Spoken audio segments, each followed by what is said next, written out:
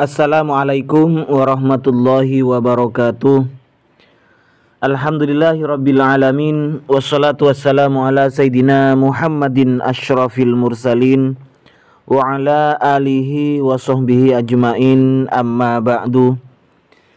Sahabat-sahabat Aswaja, seluruh nahdiyin, para subscriber, para penonton semuanya tanpa terkecuali, baik yang setuju ataupun tidak setuju dengan apa yang akan saya sampaikan ini, saya tak lupa untuk mendoakan semuanya. Semoga Allah subhanahu wa ta'ala senantiasa memberikan rahmatnya, taufiknya, hidayahnya, maghfirahnya, memberikan kelancaran rezeki dan kesehatan kepada kita semua. Amin Allahumma amin. Kini ramai-ramainya untuk dilaksanakannya tes DNA terhadap para Habib keturunan Ba'alwi untuk membuktikan apakah benar beliau-beliau itu adalah keturunan dari Rasulullah Shallallahu Alaihi Wasallam. Karena berdasarkan riset dan pidato Kiai Haji Imaduddin itu, bahwa nasab Ba'alwi ini terputus di Ubaidillah itu karena tidak terkonfirmasi sebagai putra Imam Ahmad Al-Muhajir. Dari inilah nasab mereka itu adalah nasab yang maudhu', nasab yang batil, ghairu sahih. Maka untuk membuktikannya perlu dilakukan tes DNA.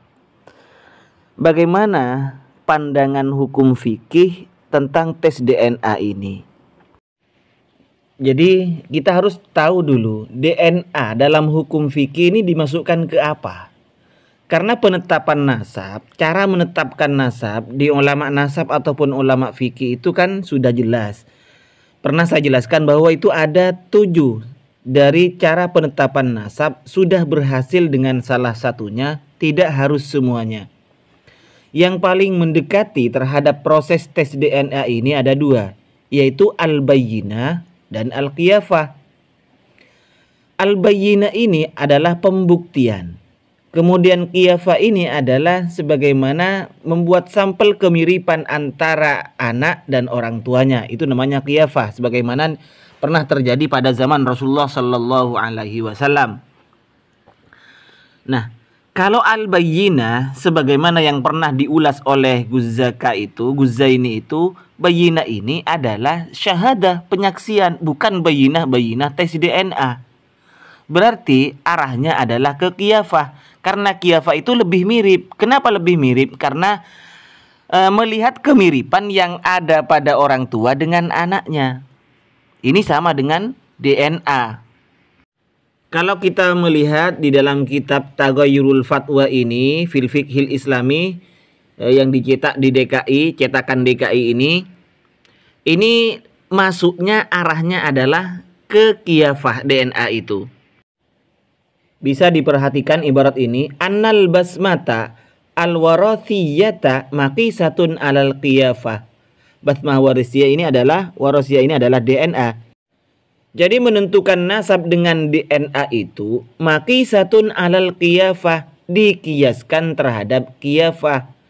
Maka fatakhudhu hukmaha, basmah warisiyah itu hukum-hukumnya disamakan mengambil dari hukum qiyafah. Apa yang ditetapkan di dalam qiyafah, syaratnya qiyafah juga ditentukan dalam syaratnya DNA itu. Kita bisa melihat syarat-syarat qiyafah di dalam kitab Takmilatul Majmu' ini, syarah Muhadzab. Yang pertama, syaratnya itu harus Islam. Dokternya, tenaga medisnya itu harus Islam. Artinya kalau qiyafah, qaifnya itu harus Islam. Kenapa harus Islam? Li'anna amrul qiyafah mabniun alal fasli fil munaza'at. Karena qiyafah, metode qiyafah ini atau metode DNA, tes DNA ini tujuannya adalah untuk memutus munaza'at, pertentangan. Ini anaknya apa bukan? Ini keturunannya apa bukan? Sebab qaifnya, yakni dokternya itu yang akan memutuskan itu, yang akan meneliti itu adalah menempati tempatnya hakim, kayak hakim sudah, kayak saksi, atau bisa juga kayak mufti. Jadi syaratnya wal islamu sartun fi hadza kullihi. Jadi harus paten itu harus beragama Islam. Baik qaifnya dokter medisnya itu atau hakim, syahid dan mufti itu sama syaratnya. Pertama harus Islam. Jadi fawajaba ayyakunal qaifu musliman. Maka qaifnya tenaga medisnya yang akan menebak itu, yang akan menganalisa itu harus seorang Islam. Hatta yakuna mardiyal hukmi bainal muslimin, sehingga keputusan dari dokter medis itu akan diterima oleh semua kalangan orang Islam. Makanya harus Islam. Syarat yang kedua, tenaga medisnya qaifnya ini harus ishtarotna kaunahu adlan, harus adil. Tidak condong, tidak miring ke salah satu pihak karena hawa nafsunya. Jadi harus adil yang kedua. Yang ketiga, ini disyaratnya di sini adalah laki-laki. Nah, itu beberapa syarat yang ditetapkan di dalam kitab Takmilatul Majmu' ini. Syarat qiyafah. Kalau memang seperti di awal bahwa tes DNA ini adalah dikiaskan terhadap urusan qiyafah.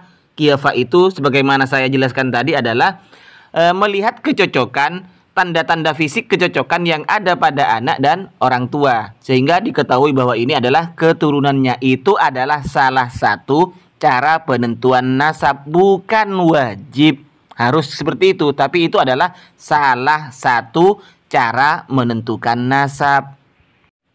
Nah, oke.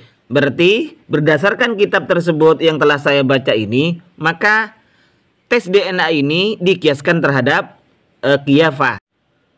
Lalu pertanyaan saya begini.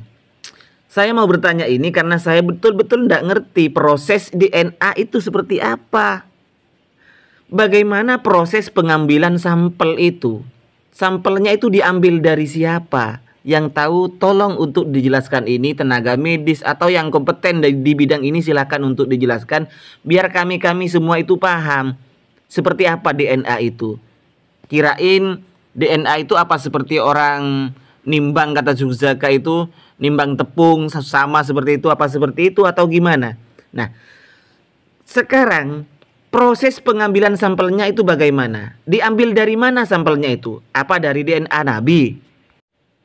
Atau diambil dari DNA-nya cucu-cucu Nabi Hasan dan Husain? Atau dari keturunan mereka, dari keturunan Sayyidina Hasan dan Husain? Jadi misalnya diambilkan dari keturunan Sayyidina Hasan atau Sayyidina Husain yang dianggap paling sahih nasabnya misalnya.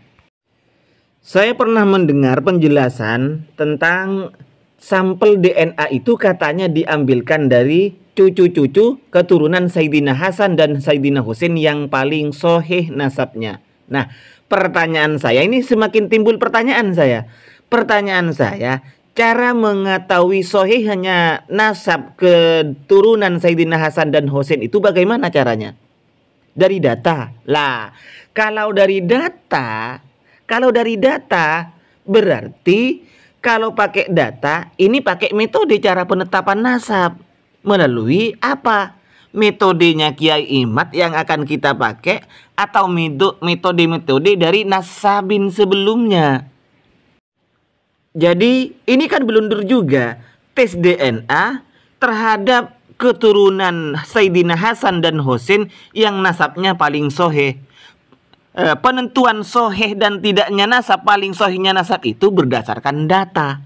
Nah, ini kan blunder juga, kembalinya ke data. Nah, sekarang cara menentukan paling sahihnya nasab itu bagaimana? Kan mesti pakai metode. Lah, metode yang mana yang akan dipakai? Metode seperti yang disampaikan Gus Imad, Kiai Imad, yang harus ditulis oleh ulama nasab yang sezaman, atau pakai metode nasabin yang 7 itu, yang cukup salah satunya? Yang mana yang akan diikuti? Kemudian keiskalan saya, akurasi dari tes DNA itu berapa generasi? Kalau semuanya bisa, tidak ada batasan generasinya. Ini kan saya tanya, saya tidak tahu. Kalau tidak ada batasan generasinya, apa bisa kita dites DNA kita dengan Nabi Adam misalnya? Jangan-jangan kita itu DNA-nya ndak cocok sama DNA Nabi Adam.